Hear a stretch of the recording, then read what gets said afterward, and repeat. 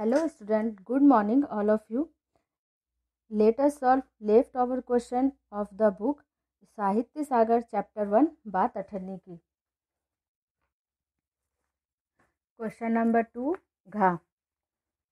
वक्ता की परेशानी को किसने किस प्रकार हल किया, इससे उसके चरित्र की किस विशेषता का पता चलता है. उत्तर.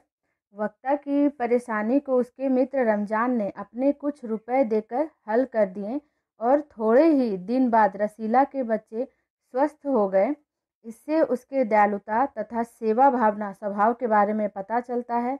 वह एक ईमानदार आदमी है जो अपने मित्र को मुसीबत में देखकर उसकी सहायता करता है. अवतरण नंबर 3 है. बस 500 रुपये इतनी सी रकम देकर आप मेरा अपमान कर रहे हैं हुजूर, मान जाइए.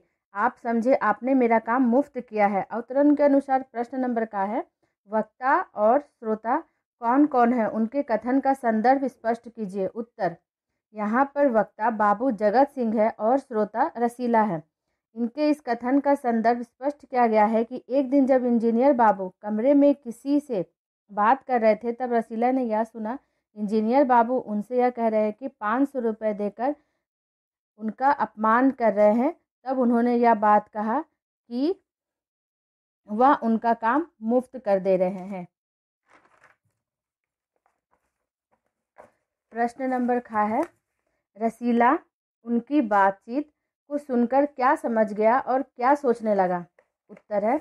रसीला उनकी बातचीत सुनकर यह समझ गया कि उनके मालिक कमरे में किसी से रिश्वत ले रहे हैं और सोचने लगा कि रुपया कमाने का यह कितना आसान, सरल व अच्छा तरीका है. मैं सारा दिन मजदूरी करता हूँ और महीने के अंत में मात्र 10 रुपये हाथ में आते हैं. यह लोग घर बैठे ही अवैध तरीके से कितने पैसे कमा लेते हैं. प्रश्न नंबर गा. आप मेरा अपमान कर रहे हैं कथन से वक्ता का क्या संकेत था, स्पष्ट कीजिए. उत्तर है. वक्ता का संकेत उस ओर था कि वह उन्हें इतना कम रकम देकर उनका निरादर कर रहे हैं. जिस पद पर वे हैं उसके लिए वह छोटी सी रकम थी, उन्हें उससे अधिक रुपए चाहिए थे. प्रश्न नंबर घा. उपयुक्त पंक्तियों में समाज में व्याप्त किस बुराई की ओर संकेत किया गया है, इस बुराई का समाज पर क्या प्रभाव पड़ता है. उत्तर. उपयुक्त पंक्तियों में समाज में व्याप्त रिश्वत लेने की बुराई की ओर संकेत करता है. इस बुराई का हमारे समाज में बहुत ही बुरा प्रभाव पड़ता है. आजकल इस संसार में बहुत रिश्वतखोर बनते जा रहे हैं, जिसके कारण संसार में भ्रष्टाचार बढ़ते ही जा रहे हैं तथा अमीर लोग रिश्वत देकर और गरीब होते जा रहे हैं. रिश्वतखोरी का हमारे समाज को खोखला कर रहे हैं और यह अति घातक शस्त्र है जो हमारे अर्थव्यवस्था पर बुरा प्रभाव डालती है. जिस देश में यह नहीं है वे बहुत ही उन्नत और विकासशील देश है. इसलिए रिश्वत लेना और देना दोनों ही जुर्म है. इस बुक की और क्वेश्चन बचे हुए हैं. Question number 5.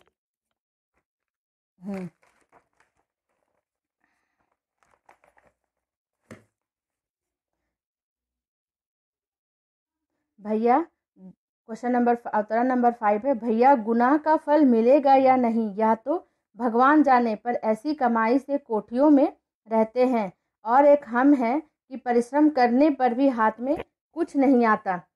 प्रश्न नंबर का है. उपयुक्त कथन किसने किससे कब और क्यों कहा है. उत्तर है.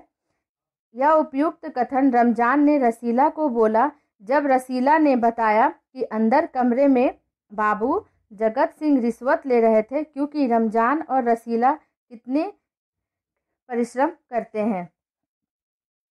प्रश्न नंबर खा है. वक्ता का संकेत किस गुनाह की ओर है, वह गुनाह किसने किया था और कैसे. वक्ता का संकेत रिश्वत खोरी की ओर है. वह गुनाह बाबू जगत सिंह ने किया था. उन्होंने किसी से रिश्वत लेकर उसका काम करके यह गुनाह किया था. प्रश्न नंबर गा है. ऐसी ही कमाई द्वारा वक्ता समाज की किस बुराई पर व्यंग कर रहा है, स्पष्ट कीजिए. ऐसी ही कमाई द्वारा. उत्तर है. ऐसी ही कमाई द्वारा वक्ता समाज की घूसखोरी, रिश्वतखोरी, बेईमानी, भ्रष्टाचार पर करारा व्यंग कर रहे हैं. वक्ता व्यंग्योक्ति के माध्यम से कहना चाहते हैं कि बेईमानी, रिश्वतखोरी करने वाले आराम से अपना जीवन व्यतीत करते हैं। रिश्वत लेने और देने वाले को समाज में सजा मिलेगी या नहीं, ये तो भगवान ही जाने। प्रश्न नंबर घ है, वक्ता की यह बात सुनकर श्रोता के मन में क्या विचार आए और क्यों?